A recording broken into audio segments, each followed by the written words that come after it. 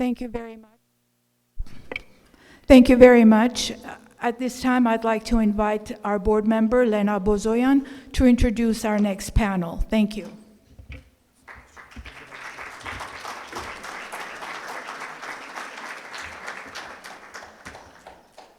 Thank you, Lena. Our next speaker is well-known to our community, a principled man of conviction who is trusted and respected by the Armenian people across the world, who doesn't need titles to continue his fact-finding mission and for advocating for truth and justice.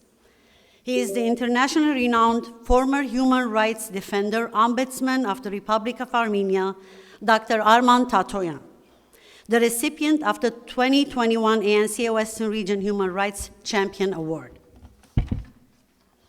To introduce and moderate the Q&A with Dr. Tatoyan is our own ANCA Western Region Executive Director, Sarkis Balakyan. A native of Aleppo, Sarkis joined ANCA Western Region in May of this year and has been advocating and educating from day one. His previous work experiences include research management, project coordination and human rights advocacy at the Armenian National Institute, the Foreign Ministry of the Republic of Armenia, the Ministry of Diaspora of the Republic of Armenia, the Armenian Weekly, USA for UNHCR, the Human Rights Watch Weekly, the Middle East and North Africa Division. He was a member of the ARF Eastern Region USA Centennial Committee that organized the 2015 conference in New York, as well as a board member of the Project 2015 initiative to commemorate the Armenian genocide in Istanbul on April 24, 2015. Most recently, Balakyan served as the executive director of Aleppo NGO in Yerevan, supporting refugees from Syria, Artsakh, and elsewhere.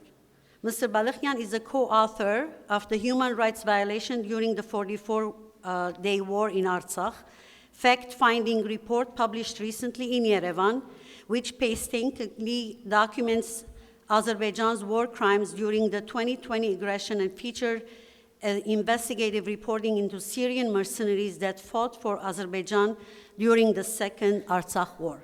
I invite ANCA Western Region Executive Director to introduce Dr. Tatoyan.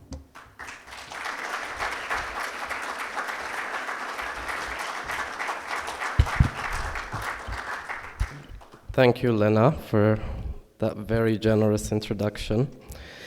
As Lena mentioned, Mr. Tatoyan, Dr. Tatoyan needs no introduction, not only in the diaspora, but also in Armenia for the extensive work he has done. First and foremost, as Armenia's human rights defender or the ombudsman of the Republic of Armenia. A native of Yerevan, Professor Arman Tatoyan has served as Armenia's human rights defender and head of the National Prevention Mechanism from 2016 to 2022, elected by Armenia's National Assembly. He also was an ad hoc judge at the European Court of Human Rights from 2016 to 2019. Previously, he served as Deputy Justice Minister of Armenia and Deputy Representative of Armenia at the European Court of Human Rights between 2013 and 2016. Between 2011 and 2013, he served his first mandate as member of the Council of Europe Committee for the Prevention of Torture, elected by the Committee of Ministers, then re-elected to the CPT in 2019. Professor Tatoyan was also Council of Europe, UN, OSCE International Expert on Border Security, Anti-Corruption, and Torture Prevention. He was the advisor to the President of the Constitutional Court and to the Chairman of the Cessation Court's Criminal Chamber of Armenia. He has led judicial and security reforms for Armenia. Professor Tatoyan teaches law at the American University of Armenia and is a visiting professor at Yerevan State University. Last month, Dr. Tatoyan established the Center for Law and Justice, the Tatoyan Foundation. The newly formed organization with Tatoyan at the helm has already provided a submission to the Committee on the Elimination of Racial Discrimination of the Office of the High Commissioner for Human Rights, the UN Human Rights. Additionally, the Tatoyan Foundation is currently preparing a special report on the ongoing state-sponsored hatred and institutional Anti-Armenianism by Azerbaijan, which will be published online in the coming weeks. But beyond the very impressive and brief biography that I just presented of Dr. Tatoyan, I just want to say, especially in the aftermath of the 2020 conflict, people in Armenia, in Artsakh, as well as in the diaspora, were demoralized. People were devastated and did not have a clear plan as to where we were heading.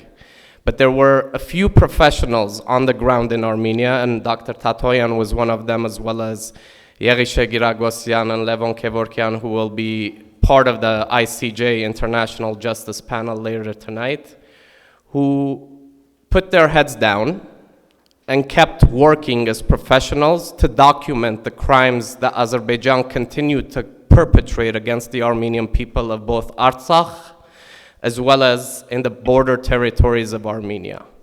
So the message that we can learn from the experience and the work ethic that Dr. Tatoyan and others have demonstrated in Armenia is, this is not the time for slogans. This is not the time for grandiose speeches.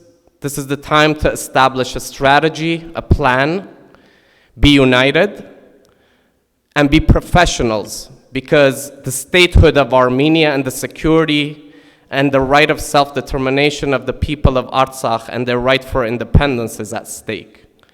So let's be professionals, let's have a plan, and work towards realizing the security of both of our homelands. Thank you. Dr. Tatoyan.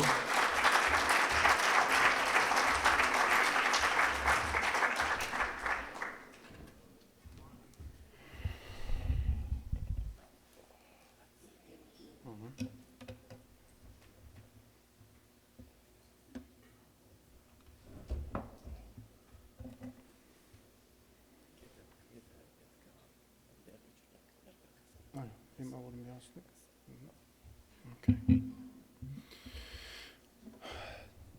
Dear compatriots, I am very honored and privileged to be here and to have the opportunity to speak in front of you and to share with you ideas about the current situation, to present facts to you for your consideration. But before turning to my presentation, let me extend my deepest gratitude to the ANCA for Western region for inviting me to this important, crucial conference and for being always with us. When we were collecting evidence, documenting, verifying evidence, ANCA was always with us. And experts and lawyers from this community were always with us in analyzing, verifying, documenting, and submitting to international community. This has been irreplaceable for the entire work that was connected to the documentation of these genocidal policies and addressing the challenges. In my presentation, I will try to present the situation on the ground. And before turning to that, let me just say that both Armenia and Artsakh now are facing existential threats. Both Armenia and Artsakh are under attack. But I will mostly focus on Armenia since Mr. Babayan is here, the Minister of Foreign Affairs of Artsakh, with whom we have excellent cooperation in many matters. And I will try to cover the part related to the Republic of Armenia. Can we have the presentation?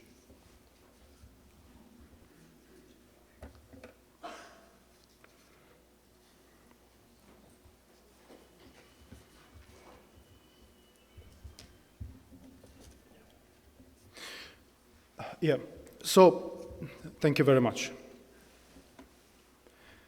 What do we have now? This is first of all, as you know, that on the last war, on September 13, in the early hours after midnight, Azerbaijani military started large-scale military aggression against the Republic of Armenia, targeting 3 provinces, Vayozor province, Syunik, and Gegharkunik provinces. And what we have now, occupied territories of the Republic of Armenia.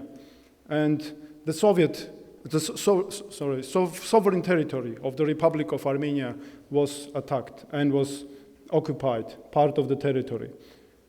And there is also another factor that we have to take into account. This is the ongoing state-sponsored policy of the Republic of Azerbaijan and Turkey, of course, against the Republic of Armenia and Artsakh, generally against Armenians.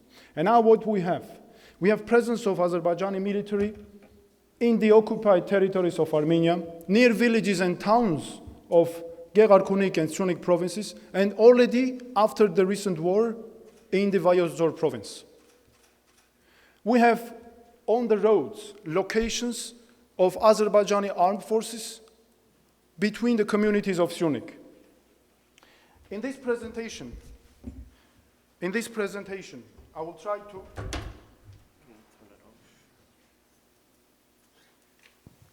Thank you. Here, I will try to present to you some evidence, illustrations on the maps, trying to cover the current, to present as comprehensive information as I can. And then later, of course, I will analyze also the situation related or deriving from this evidence. So what we have in Gegharkunik province. These are, whatever I'm going to present to you, these are the results of the fact-finding missions conducted by our team. This is the team of the Human Rights Defender of Armenia that served from 2016 and 2022, and the team of the newly established Tatoyan Foundation Center for Law and Justice, in which we combined all the information gathered.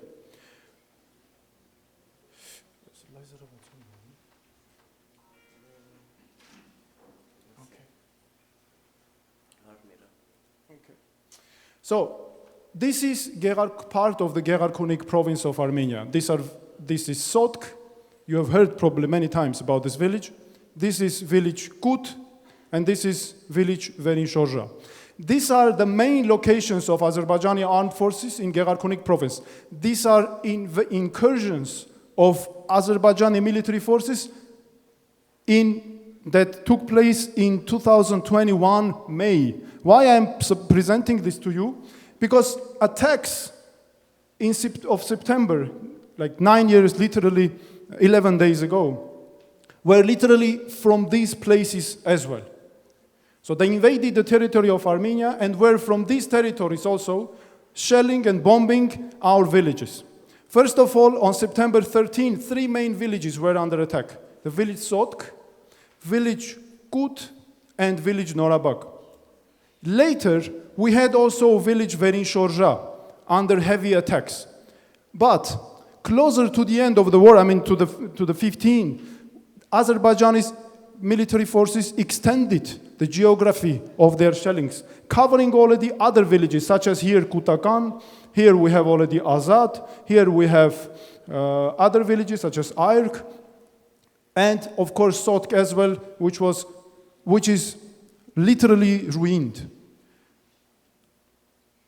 This is the location of Azerbaijani military forces. This photo is taken by us, by our team, and we had here fact-finding mission. This is the photo taken in May 2021, immediately after the invasion or incursion of Azerbaijani military, the territory of Armenia. These people here are Azerbaijani armed soldiers.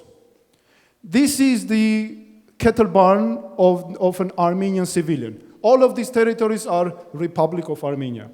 We were standing right here and taking the photo from here exactly. And here we have water sources here where people get their water, even drinking water from here, these parts. A small water reservoir. In May already, 2021, Azerbaijani armed forces was being present here, was targeting almost all the time villages of Armenia. This is mostly Verin-Shorja. This part is Verin-Shorja village of Armenia, which I just showed to you. So this one. I'm sorry. Yeah, this exact part is Verin-Shorja village. This one, again, is Verin-Shorja. Again, a photo taken by us. We were physically present here. This tent here above, this is the military position of the Azerbaijani armed forces. And here, this is the house and the cattle barn of an Armenian border resident under Azerbaijani target. And when we were there, on that specific day, we were conducting our fact-finding mission. Azerbaijani military forces, having us under their target, all of a sudden started shootings, targeting us. So this we could experience ourselves, that whoever tries to approach, or at least to show up here, they were starting already their shootings. And I have to say that during the last war, recent war, they were conducting their shootings from these places, of course, as well. This time, you can see now, these are the Azerbaijani locations. And here we have two cities, two towns, Varteniz and Martuni. You can see here Martuni is relatively far from the border. But this time, Azerbaijani military forces also hit Martuni, the town of Martuni.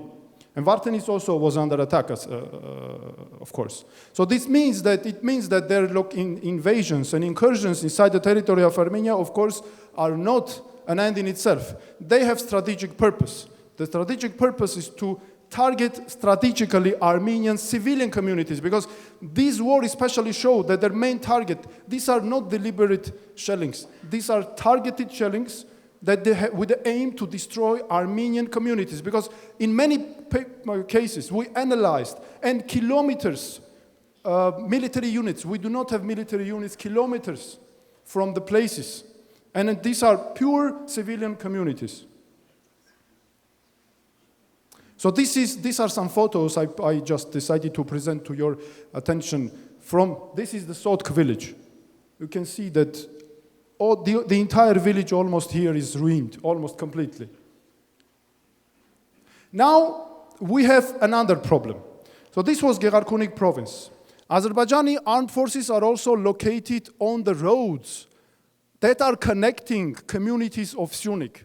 And these locations are so strategic that by their locations and already by blocking these roads, they caused already humanitarian and crisis situation for our villages and isolation problems. This is the road leading from Goris to Kapan. You can see here, this part is Karahunj, coming to the village Vorotan. You probably know that this village, there was an Azerbaijani location where they blocked. I will also show you the photo where they blocked from this exact place any movement through this road. This part is the village Shurnukh, again well known, unfortunately, because of these invasions, and further leading to the town Kapan. This is you can see now, this is the house that belongs to an Armenian citizen. Here in this house, when Azerbaijani military first time appeared on this road, they forced Armenian civilians to leave this house. And we have, you can see below this photo, this is the cadastral certificate of the Armenian citizen, certifying that this house belongs to an Armenian. So when they forced the Armenian citizen to leave these territories, they already settled and they had already here their military location with the police, and other military servicemen.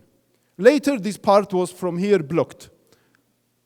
And of course, causing huge isolation and humanitarian problems to our villages. This is another location of Azerbaijani armed forces. This is already the road leading, this is near village Davidbek, leading to Kapan. These were the locations of Azerbaijani military. Again, the photos taken by us, the fact-finding mission. These are Azerbaijani soldiers. And now we have another invasion in the territory next to, not far from, or the territory of the Black Lake, or so-called Sevlich. Here you can see community Sisyan, Ishkhanasar, and other communities. This part is Black Lake. This is the border of Armenia, well, at least that was shown in Google. This is the Sev Black Lake or Sev Lich. And here we have villages such as Khanatsa, Khoznavar. Again, Azerbaijan is this is the incursion of Azerbaijani military, and they were shooting and targeting our villages from these places as well. Specifically, I mean here, village Khanatsa, Khoznavar. This is already Terg community of the Republic of Armenia. And now this is the village Verishen. Here, these villages, or these houses in this village, also were very heavily targeted by the Azerbaijani military. This is an example.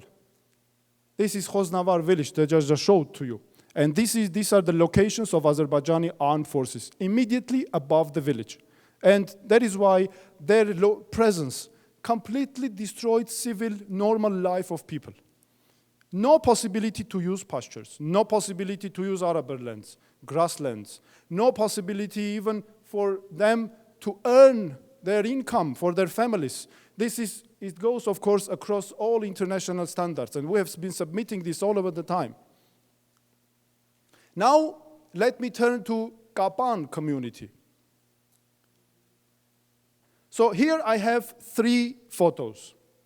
First one is the airport of Kapan. Here you can see. These are Azerbaijani locations, literally next to the runways of the airport. So here is the airport. Here is the photo again taken by us during our fact-finding missions. You can see this is the airport and the territory of the airport, and these are Azerbaijani locations. And this is one of the locations in a like you can, here we have the closer format. And again, Azerbaijani locations are here, or everywhere, and that is why there is also another threat for our communities. So this is Kapan. We already saw that this is the airport of Kapan. Here we have a very strategic road which takes from Kapan to Chakaten. You probably have heard about this village, Kapan-Chakaten Road. This was the only road, basically, which was strategically connecting community Kapan with 5-6 villages of Armenia. Here, this road leads to Chakaten. This is the road. This is the continuation of the road. Here we have villages Shikahokh, Sarashen, Nerkinhand, Tsav. And during this war specifically, Shikahokh, Sarashen, Nerkinhand were targeted. Azerbaijani armed forces appeared on these roads and they blocked the roads.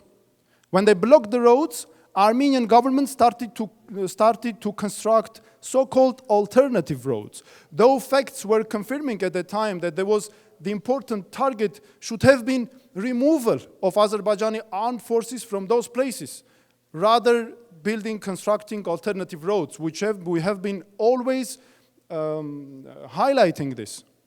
Although I have to say, I don't know the exact reason, but these facts were not, unfortunately, taken into account.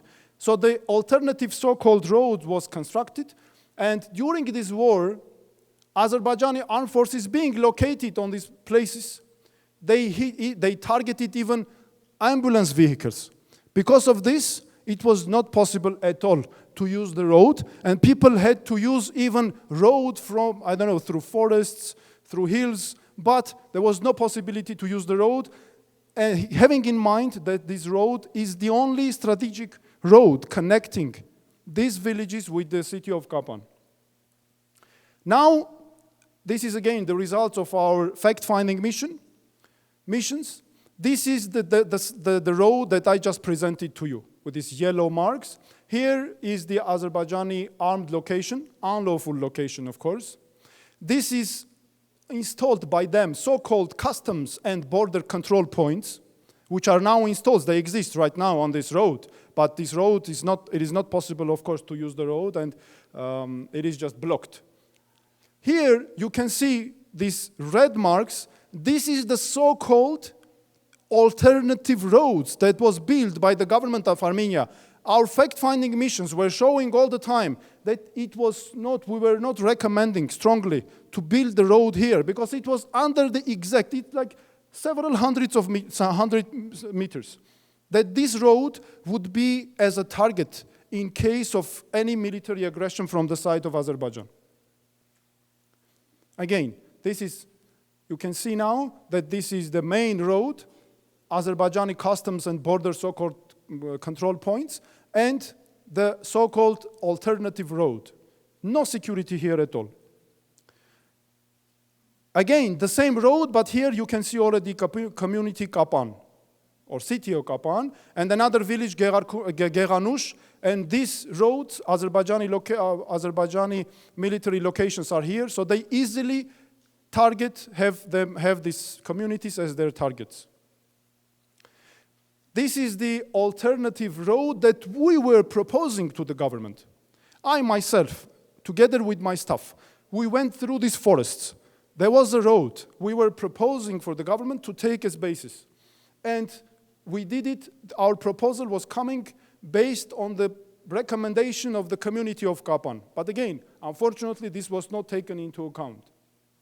Because according to our conclusion, this was safer, this road. Of course, there's no safety, because everything around is under the target of Azerbaijani armed forces. Now let me turn to the last village, probably, Nerkinhand, within this presentation. Village Nerkinhand is the last one that I just presented to you along the road leading from Kapan to Chakaten village. Our fact-finding missions after the war, end of the 44-day war, confirmed that in October 2020, during the war, Azerbaijani military invaded the territory of Armenia from this place. This is some place in between two villages, Tsav and Nerkinhand. You can see now we have all the calculations. Again, everything was calculated independently by our staff members and the team. There was another incursion inside the territory of Armenia in this part in March this year already. Here you can see now that it is about 800 meters from this side, and here we have another incursion from this side. Unfortunately, Azerbaijani armed forces, of course, targeted Nerkinhand village during this recent war. And there is another case of incursion and invading Armenia because they advanced, and now they are controlling territories that are more than this. These wars, or the Azerbaijani policies, brought not only loss of territories, but just the sovereignty, which is the most important thing, but also our citizens of Armenia, they had plenty of damages, complete violation of their rights, right to property, right to earn income for their families, right to privacy, and many more rights. So within this presentation, I just decided to present to your attention examples of two villages. Because of Azerbaijani incursions, we have 50 hectares of pasture, 500 hectares of pasture, 500 hectares of high field, and 20 hectares of arable land. In Norabak village, we had 1,000 hectares of pasture, 200 hectares of high field, and 25 hectares of arable lands. These are the lands that we lost. I'm meaning here only civilians, because these lands, according to the documentation that we collected, these are the lands that belong to Armenian citizens by the legal documentation, cadastral documentation. Together with communities, we even calculated in certain villages the number of, we can see now, the damages that were caused to civilians to the villages. And this is an example of a cadastral documentation of an Armenian civilian certifying that the houses in which now Azerbaijan military is located belong to Armenians. And even when we started to raise these issues, Azerbaijani authorities went to some international organizations saying that the Armenian side or Armenian human rights defender is not right, because these towns, these houses belong to us, since these territories belong to Azerbaijan, and since this documentation are issued by independent Armenian authorities, it means that Armenia did whatever they wanted. So they issued this fake kind of documentation. But what we did, we could find cadastral certificates or documentation that were issued by Soviet Armenian authorities. So this one, for example, is from Karahunj community, and according to this documentation, it was issued by Soviet Armenian authority. And consequently, Azerbaijani argumentation coming from the Azerbaijani side, of course, has no grounds. It's just groundless. Another thing, by invading territory of Armenia, Azerbaijani armed forces also caused, as I said, property damages to our compatriots. All the places that I just showed to you, of course, there are also pastures that are used by our villagers, by our civilians. We have also the documentation. These are agreements that were signed between the civilians and the communities of renting these lands as pastures. And here we have their property rights, which are certified here, of course. Now, let me turn to the war of September 13 to 15, the recent one. This map, I downloaded it from we took it from the Ministry of Foreign Affairs, since it was officially approved. Now you can see what were the attacks, during the directions of attacks and the aggression during this recent war. Unfortunately, if before this war we had only 2 provinces which were under the invasion, or which were invaded by the Azerbaijani military, this time we have another province. This is Vayazor province, because Jermuk town, you already know that even less than 5 kilometers away from Jermuk, there are already Azerbaijani armed locations, which they invaded, and they advanced inside the territory of Armenia more than 7 kilometers, or about 7 kilometers. Now, the data collected by the newly established Tatoyan Foundation Center for Law and Justice, which we established, and we continued our fact-finding missions. Of course, we enriched also all the documentation that I just presented to your attention, but within this foundation, we already collected evidence. Now we are verifying evidence of war crimes, including torture, mutilation, because these attacks are also accompanied with torture, mutilation, and other atrocities. A very important thing related to Azerbaijani occupation attacks, not only against Armenia, but also Artsakh, of course, have very simple ground.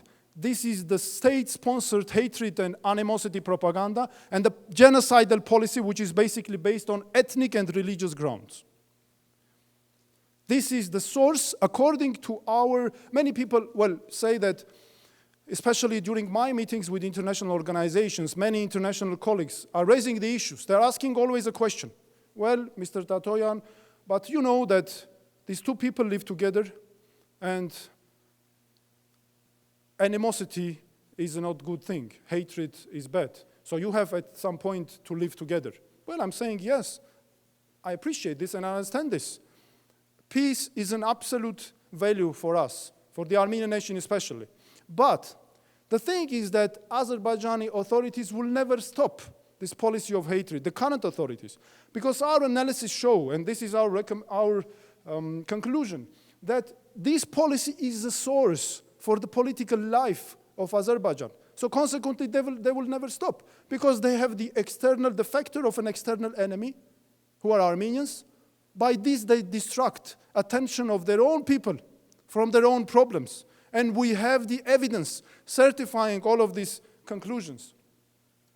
Another thing, which is very important, all this hatred is so deeply rooted that it is sponsored by authorities and encouraged by culture and other public figures. I can bring 1 or 2 examples. Azerbaijani authorities here are targeting the nation, human beings,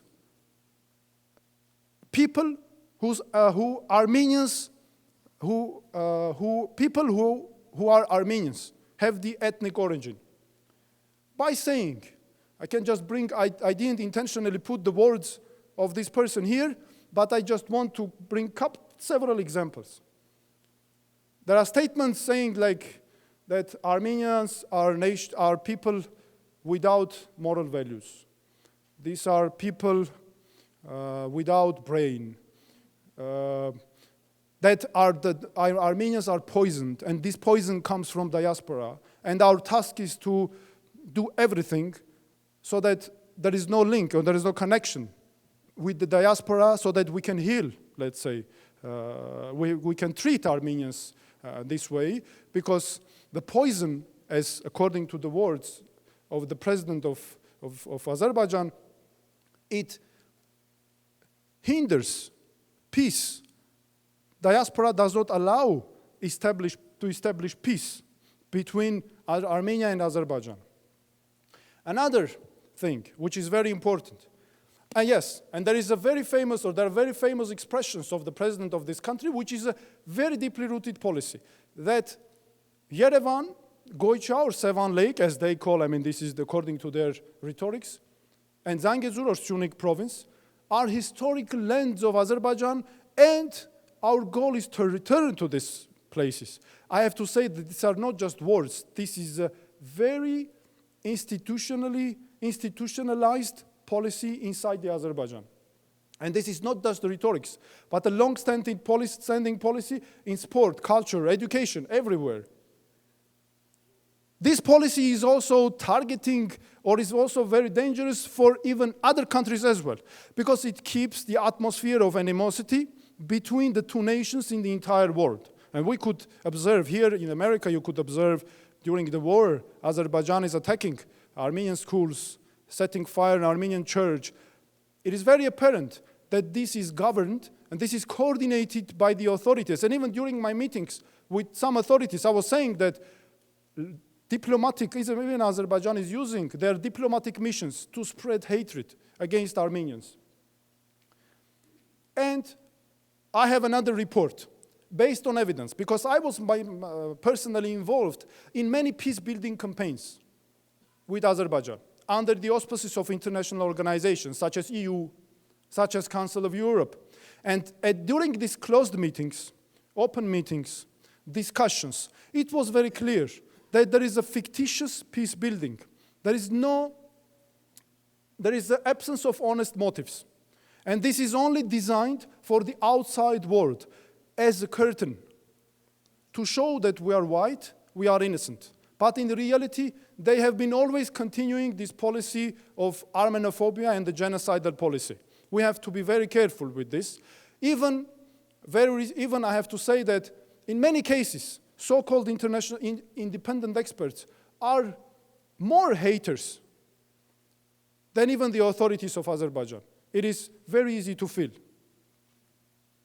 Now, and the last part of my presentation, we are currently collecting evidence of war crimes. So see, these are photo-video materials, verifying them, meaning not only torture, mutilation, atrocities, but also destruction of civilian communities.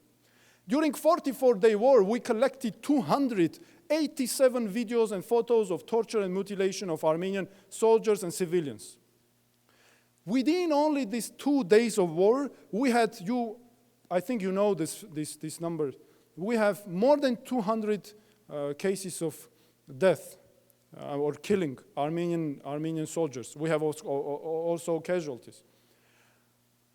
When we compare war crimes or these atrocities and torture, which are always there, these are mandatory parts of Azerbaijani attacks. From the very moment when there is a physical contact, there is torture always. There is always mutilation. There is always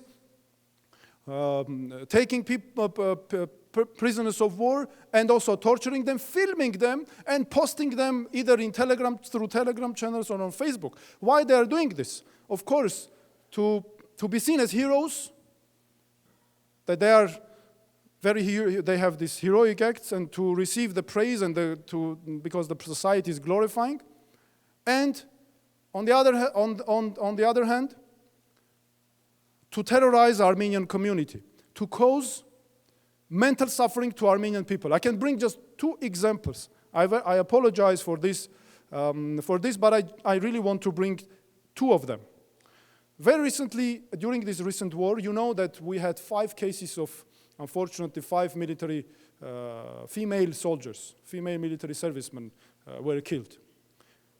One one of them is a very horrific case. Well, all of them, but one of them is particularly horrific and cruel.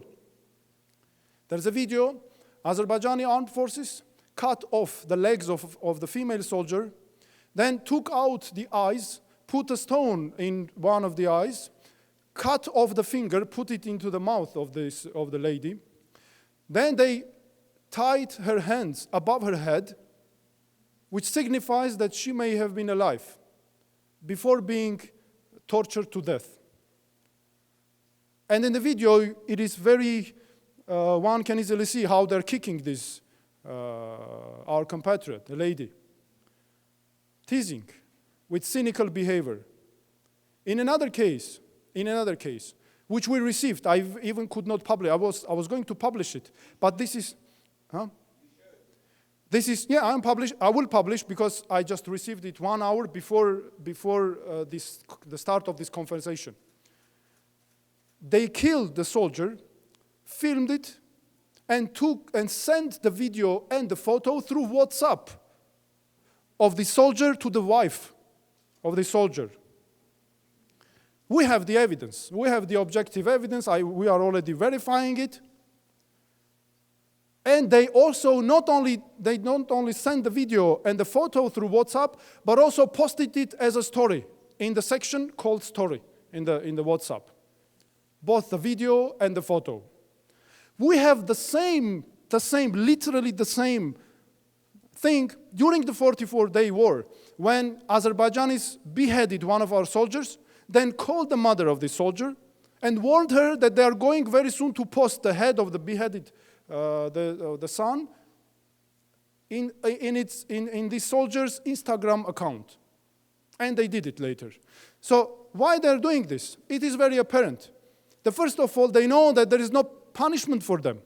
There is total impunity because their authorities are only praising this. And they know that they will be perceived as heroes in their society because it is so deeply rooted. It means also that these crimes were very often, not often, but sometimes I'm asked by international ambassadors, people, they're asking, Mr. Tatoyan, but you know that Azerbaijani side is saying that Armenians also committed certain crimes. Well, first of all, during this war, there were no crimes, of course, not even anything close to what is happening here. But during 44 days, there were like 2-3 videos published. And I was saying all the time to them that first of all, this is a response or a provocation to what you are doing. But most importantly, there's a big difference. These acts are not separate crimes, one from another. These are consequences of the single policy of authorities of Azerbaijan. These are parts of the single chain of these crimes. Because this policy is government-sponsored. In Armenia, you will never find a single government. Take the current government, the previous one. There is no government that could have Azerbaijanophobia as their policy. It is excluded. We have analyzed everything.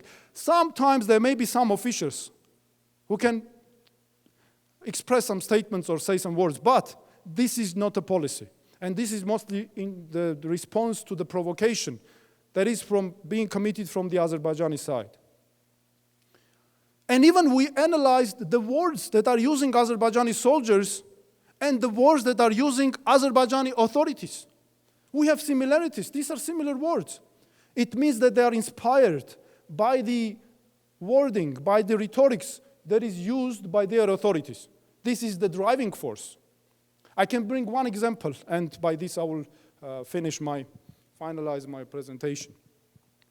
There was a slogan during the war, "We are driving Armenians like dogs." You probably remember this. It was used by all Azerbaijanis of the world. It was used by the president of Azerbaijan.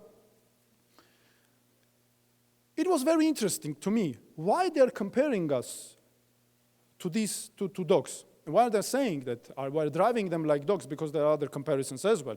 For example, you probably know the case of beheading Armenian civilian and putting the head on the pig, for example. And all of a sudden we found a very old, it was published in 1911, old Russian-Turkish dictionary. And the word dog there means gavur. So what does it mean? It was very clear to me that this is the roots of these words are not like to cause simple, this is just, they are not using it like a simple insulting word. It has a hatred, right? Because it is based on religious hatred. These are very important factors that we have to take into account. And by the way, the same, of course, Artsakh is facing severe challenges. The same is against Armenia.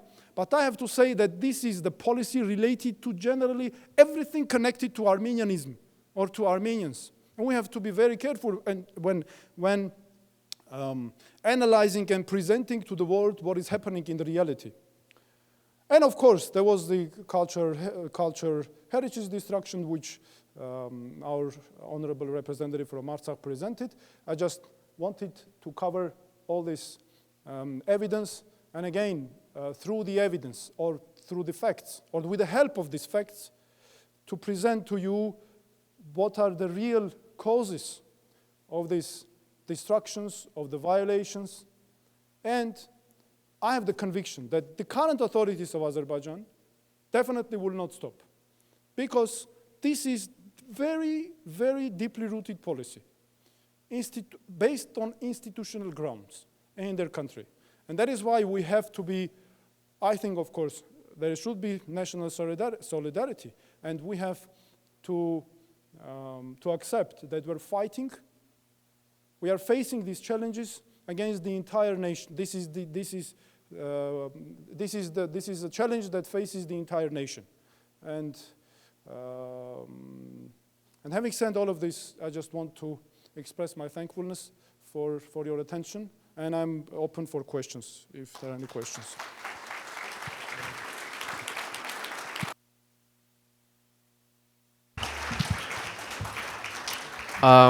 Before I give a chance for people to write their questions and send it to the podium, I just want to point out a few points about especially Azerbaijan's recent invasion of Armenia on September 13. As we recall, in 2020, during the 44-day war, international media, US media's coverage of the conflict was horrific. It distorted the historical context of the conflict. And at that time, the lack of coverage of the conflict was attributed to possibly US media being focused on US presidential elections. But on September 13, for example, when Armenia was invaded by Azerbaijan, in fact, Armenia has been invaded by Azerbaijan since May of 2021. It's been over a year now that Azerbaijan has been occupying Republic of Armenia's sovereign territories. Again, we saw that the international media, whether it was CNN, New York Times, Al Jazeera, and many, many other media outlets, were not adequately documenting and presenting the facts as they should be presented. So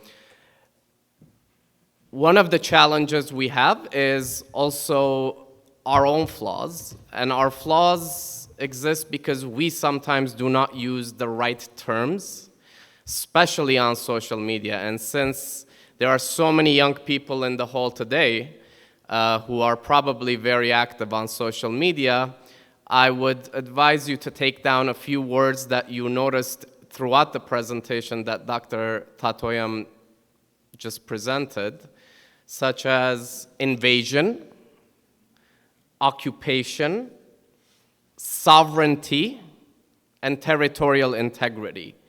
Because Azerbaijan is occupying Shushi and Hadrut, because Azerbaijan is occupying more than 50 kilometers squared lands of the Republic of Armenia, which is a member state of the United Nations, one of the 193 members of the United Nations. And it is important to use the right terminology when we're presenting to the world what is happening with our conflict, with the hopes that the international media can fall in and can follow in our steps and provide the adequate and accurate coverage of what is happening in both Artsakh as well as Armenia. But one of the questions that was already sent to Dr. Tatoyan was the following, and I think this is very important. How do we secure concrete and operative international intervention to secure Armenia's territorial integrity, Armenian culture, and multifaceted Armenian security issues? How do we secure international intervention to what we are facing right now?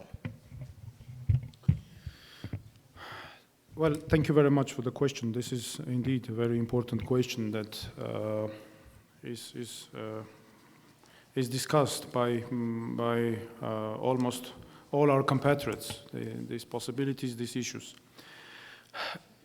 I would say the following. I think that we should have activated or used all international mechanisms, because we are, as a small country, we have no rights to become the victims or the captives or to be stuck in the center of geopolitical interests. It is, well, I understand that it is very difficult, but still, I think it is very important that Armenia uses all international mechanisms. You know that, and our representative is here, they did a great job. They applied to European Court of Human Rights, they applied to International Court of Justice. But I think that this is apparently not sufficient. I was proposing, for example, to apply to UN Human Rights Council and to initiate a mission of a special UN rapporteur on border issues to come and to monitor what is happening on the ground, to compose a report, I don't know, to collect evidence. And one by one, we could collect, I think we could have at least better grounds as evidence, as grounds to show to to the worldwide community for seeking international assistance. When it comes to international interventions, I think that all those steps are taken, but I would just try to I would stick on this very specific point, because I think that these facts, whatever I'm now presenting, are very important to show to the international community, to international organizations, so that concrete mechanisms are launched to prevent this aggression and to force Azerbaijan and, of course, Turkey, which are these two countries are together in their policies, to withdraw their forces from sovereign territories of our country, and of course, to protect our nation. Thank you. Thank you. Can you please bring the rest of the questions? We have one question that is related to displaced Armenians from Artsakh. The question is probably more appropriate for Mr. Babayan to answer later on, but essentially, what is the current situation of the displaced people of, especially, I guess, the occupied territories in Artsakh, primarily Hadrut and Shushi? And have we noticed a large number of Artsakh Armenians who have been displaced from those territories migrating outside of Armenia and outside of Artsakh to potentially Russia, I guess? Well, yes, Mr. Babayan is here. I think there is some part of the question, the biggest part maybe could be answered within that context. But let me just say that, unfortunately, as a result of this recent war of September 13-15 against Armenia, we have already about 8,000 internally displaced persons, more than 7,600 people who were displaced from their communities, Gerarkonik province, Vayot Zor province, and Syunik province. These people, or most of them, even cannot return to their houses because we have many cases when houses are literally ruined, destroyed. There is nowhere, it is not possible to live there. We have places where houses maybe are not destroyed, but since Azerbaijani military is in the direct vicinity of these villages, it is not possible to live there for the security reasons. When it comes to internally displaced persons from Artsakh, immediately after the start of the war, we have been always in the capacity of the human rights defender with my team. We were constantly monitoring the situation in close cooperation with our Artsakh colleagues, namely the human rights defender of Artsakh. And I was personally in contact with our compatriots from Hadrut and Shushi. There are different projects that are being implemented by two governments aimed at providing assistance to our compatriots. And we were also in constant contact with authorities of Artsakh. I know that this part, and my colleagues probably will present, I think, there is a huge part that is involved in the European Court of Human Rights interstate case. So this would be my part, probably. Thank you, Dr. Tatoyan. If you could keep your answers slightly shorter, because we have a lot of questions and we want to go through as much as possible. One of the questions, and I think this is one of the most important questions that we can ask, is what should the diaspora do now to help Armenia survive the existential threat it's facing? And I'm assuming Armenia plus Artsakh in that context. Well, first of all, the most important thing is, of course, the important role of diaspora. First of all, I see in helping us to present all of these facts, atrocities, to the governments of their countries, to international organizations, using their connections, their ties, which is very, very important, because Azerbaijan and Turkey, they are doing everything to block the possibilities to have access to these international organizations. Of course, we have many cases, and here I can bring the example of the very important example of ANCA, when I have the personal experience when we had access to international organizations and US authorities, thanks to ANCA. Without their help, it would be not possible. So this is an example how we can reach out to these organizations. Another thing which is very important, I think we have, of course, more than ever united, and we have to have the national solidarity. Armenia needs you, and Artsakh. And I'm inviting our compatriots, usually I'm inviting them to Armenia, but I also say that when you come to Armenia, Armenia is not only Yerevan. When you go to our cafes, restaurants, and you see people sitting there, it is not the real Armenia. The real Armenia is Syunik, is Shirak, is Vanadzor, is many other regions and cities. So that is why I would strongly advise, I would ask you, my request would be to go to these places so that you have real understanding about the real situation on the ground. Apart from hearing presentations and news, but the important thing is to feel what is the situation on the ground. And this would be my response to this question. Thank you. Thank you, Dr. Tatoyan. I'm going to combine two questions because I know that they're interrelated. Can you, first of all, clarify the mission of the Tatoyan Foundation? Is it a nonprofit foundation? Does it cooperate with the Artsakh and Armenian governments? And also, I know this is an issue that you have been voicing out on. Where are the international human rights organizations in documenting and challenging and potentially punishing Azerbaijan for its crimes and all crimes? there's a reference to the International Criminal Court as well, so maybe also talk about the challenges related to ICC. The mission of the Tatoyan Foundation is already announced, and on the website we have announced it through media. The mission is very clear: to continue fact-finding activities as an independent, non-political, non-profit organization, to continue our fact-finding mission, to document and verify evidence of war crimes, to document and verify policies, ongoing policies of Azerbaijan, to submit our independent conclusions, expert opinions to international communities. Of course, they can be very easily used by the governments.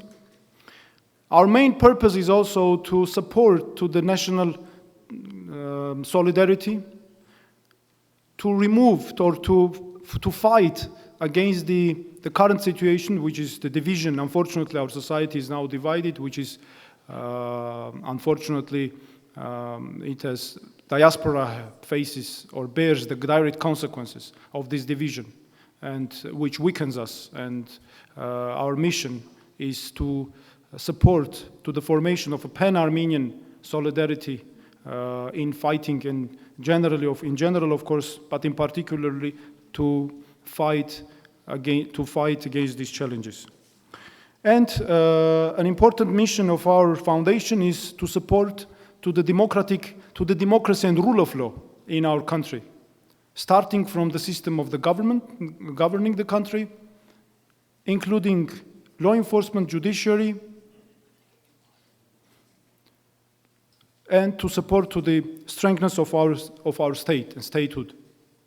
We cooperate, of course, with Artsakh. I have already agreements with Human Rights Defender of Artsakh. Very soon we will sign the Memorandum of Understanding.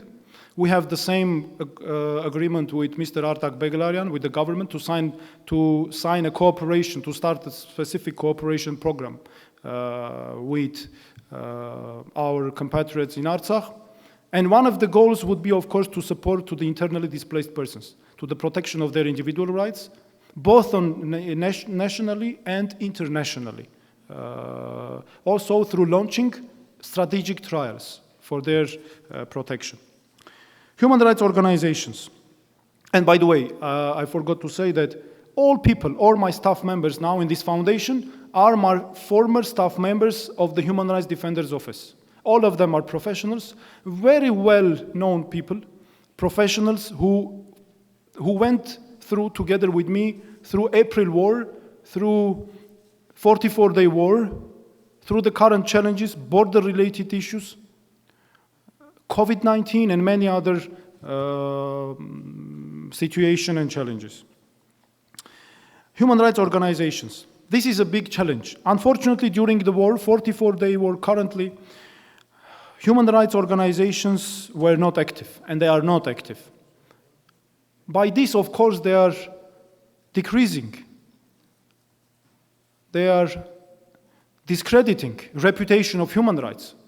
Human rights are universal. International mechanisms are based on this universality. Especially, there is a very important slogan established by UN. No human right should be ignored.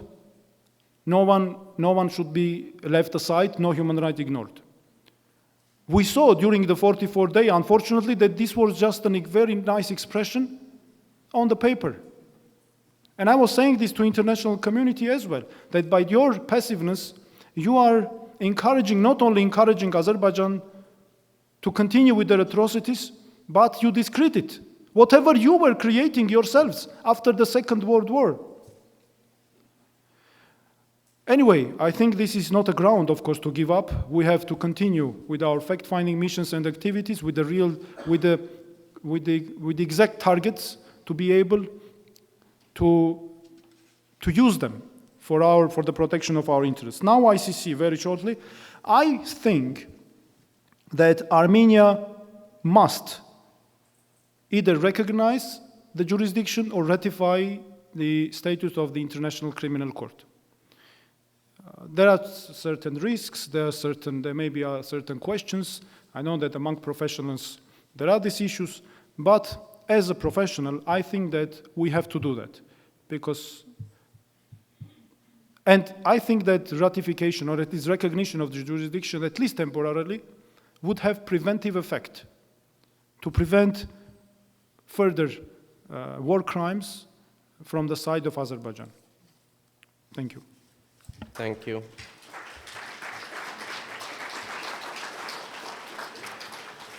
Again, I'm going to try to combine two questions. Why do you think Azerbaijan is being so public in disseminating the footages and videos of the atrocities that they are committing against Armenians in both Artsakh and Armenia? And do you think the Aliyev regime wants the Armenian government to stop talking about peace or an era of peace, and that is why they are continuing to engage in committing atrocities against Armenians as well as invading Armenia's sovereign territory? Why they're publishing these videos? Well, with clear purpose, to terrorize our nation, to cause ambiguity, apathy, and destruction in this, to cause mental suffering to our nation. This is one of their goals. It is very clear. And they do it through different means. First, through publication of these torture cases, horrific cases. Second, keeping our prisoners of war for bargaining purposes and to use them for military and political benefits. This is nothing but trafficking in human beings, I would say. But why they do this? Again, with a clear purpose, to cause suffering to our society, to play with emotions.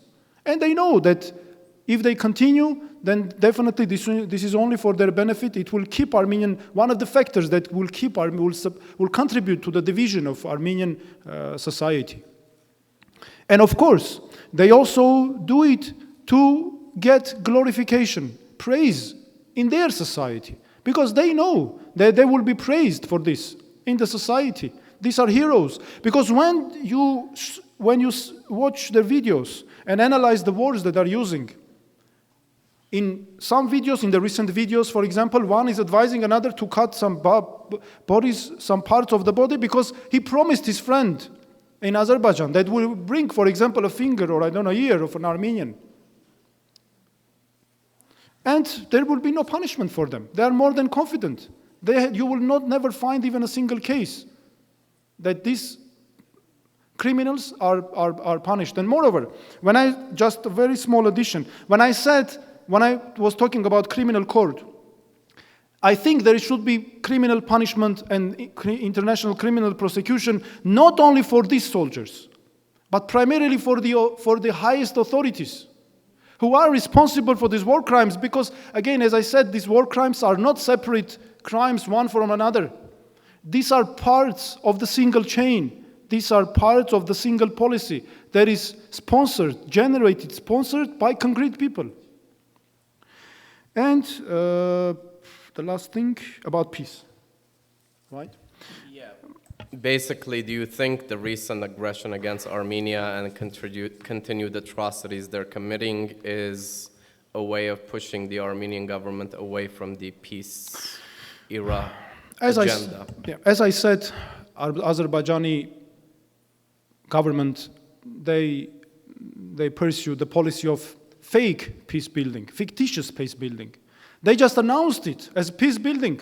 I participated many times in so-called confidence building measures, CBMs. And I experienced many times that these people come, either they are representatives of independent experts or journalists, either they are representatives of special forces of Azerbaijan, either they cooperate with them.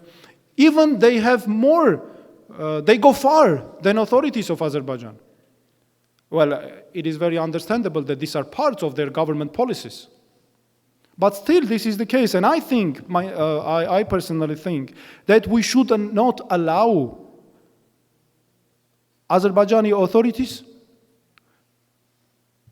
to succeed in convincing the world that they are really pursuing peace. The motives are not honest, of course. And I've been very often international partners are asking questions. What do I think about peace? I'm saying whether I want peace or no. Of course, the response is yes, we want peace. The peace is absolute value for us. But it cannot be at the expense of our interests, of the dignity of our nation, or at the expense of the occupying our country.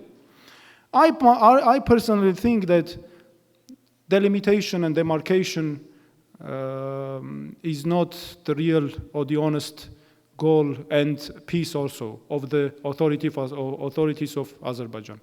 And whatever they are announcing is just nothing but, again, to spread the fake information to the world. We can clearly see what is their goal.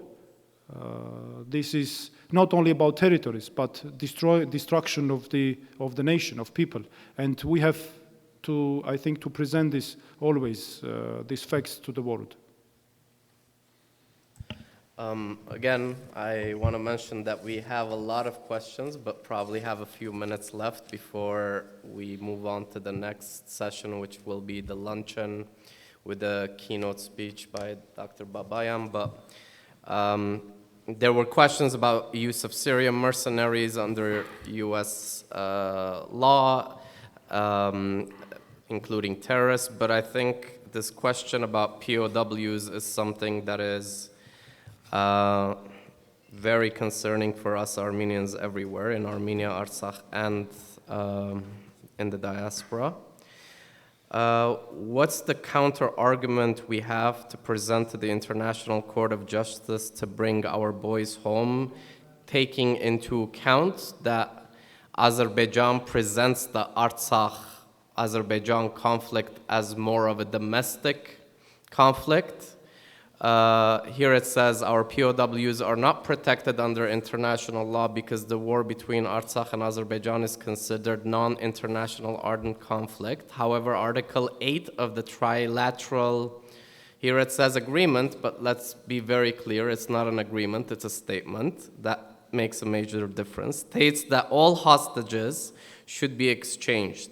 Now Azerbaijan claims that Armenian soldiers entered the occupied areas after the agreement was signed and violating the terms of that statement, referring to the November 9th statement. So what can we do essentially to bring our prisoners of war, and not only including hostages, detainees, back home to Armenia and Artsakh? Well, Azerbaijani authorities, they launch criminal prosecutions. They present our prisoners of war, our compatriots, as terrorists. And there are trials, you know. And they try them, they sentence them to some amounts of years. And the ground for them, as they declare that there is no there's no conflict anymore, that these people came to kill their civilians and, I don't know, other fake charges.